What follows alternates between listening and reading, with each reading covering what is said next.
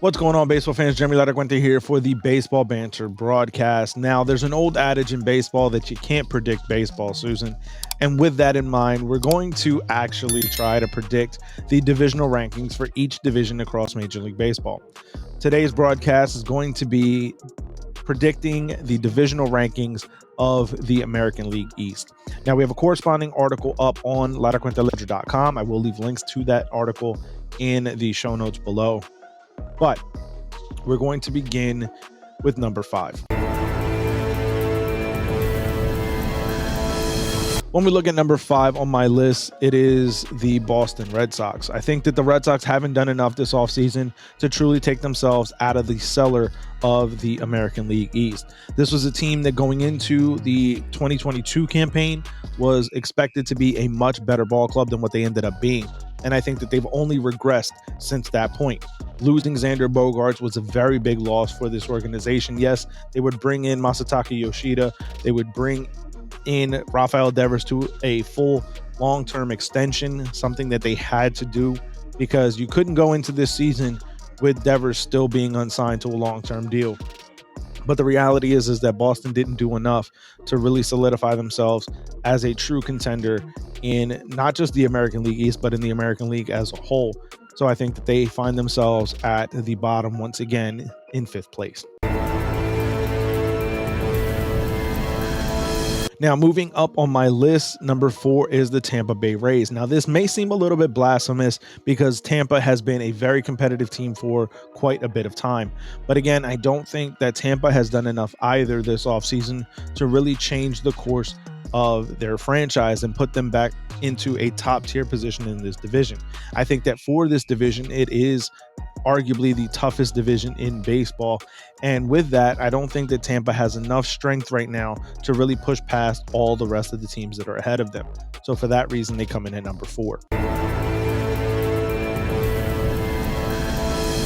When we look at number 3 on the list, it is the Baltimore Orioles. When Adley Rutschman was called up, this was a game-changing presence for the Orioles. And with that, he's going to start the season as their everyday catcher. And for me, the Baltimore Orioles were just at the precipice of the postseason in 2022 and are going to get over that mark. I think that there is a big opportunity for Baltimore to kind of surprise some people if they haven't been paying close enough attention to just how good this team has developed itself to be over the past few seasons. So for that reason, I think that Baltimore makes number 3 in the division, but also makes the wild card. Now, number 2 on my list is the team that most baseball pundits will likely say will win the division, just as they said in 2022. The Toronto Blue Jays are a legitimate team, a legitimate threat for a postseason contender. I think that when you look at what this team has to offer, there's a lot to love about this squad. There's a ton of offensive capabilities, very good depth in their pitching staff as a whole. But I think when you look at it, there's still going to be a little bit of a misstep. There's going to be some opportunities for them to kind of grow, to get better, and to really learn their craft. There's going to be a lot more pressure that they put on the division winner and really start to go after that mark. I think that maybe a season from now, they're definitely going to be a team that is in prime position to be a true serious threat atop the American League rankings. But when it comes to this 2023 season, I think that there's still going to be some growing pains that the Blue Jays go through, and that's why they come in at number 2. But they will definitely be the top-seeded team in the wild card race.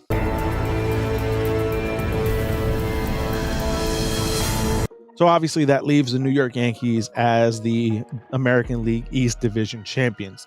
Now that may just seem like a Yankee fan putting his team over, but the reality is that the Yankees have far less questions about the stability and truth of their roster. Yes, there are going to be some questions as to who's the left fielder. I think that by the deadline, the Yankees will have that solidified. There are going to be questions about the health of Frankie Montas, DJ LeMahieu. What are you actually going to see from Josh Donaldson? But those entities are a bit more known when healthy. Yes, that is going to be the question.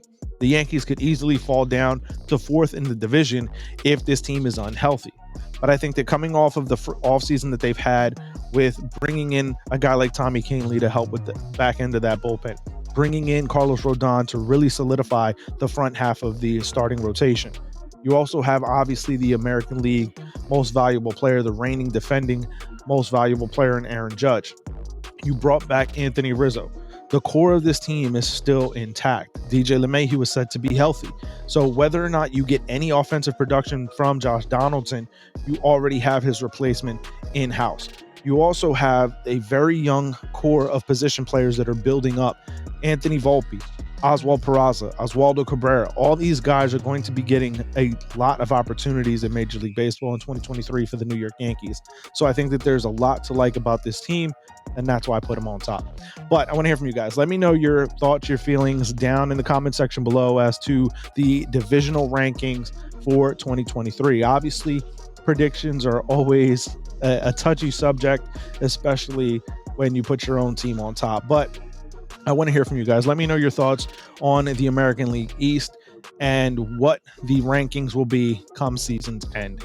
Let me know that down in the comments, or you can find me over on Twitter at banter_baseball, and we can keep the conversation rolling.